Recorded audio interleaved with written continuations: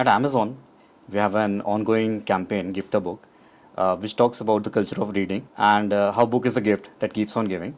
Yes, yes. Yeah, so we would like you to tell, recommend books that you like to give to someone.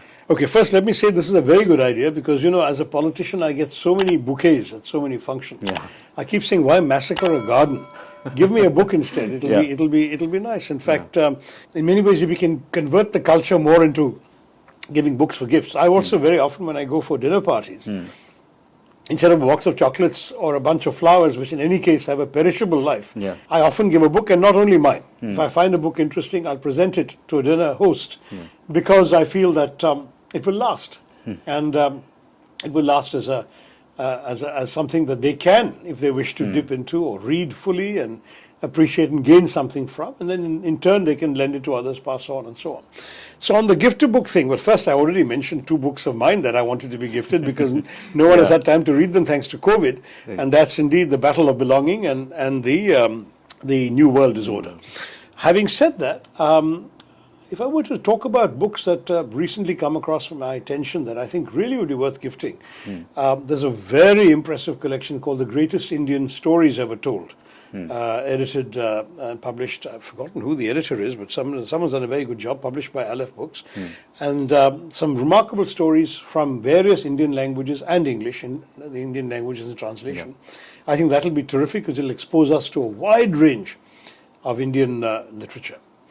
A second one I always recommend because I think it's worth rediscovering and dipping into from time to time is Rajaji's translation of the Mahabharata. Okay. I'm not insisting it has to be Rajaji's, though his is very easily accessible. There are now many other translations available, so whichever one appeals to you in a bookshop or on the Amazon site, you can do, and those should be. I think the thing about the Mahabharata is that it has this famous statement about itself that what is here is nowhere else. What is not here is nowhere.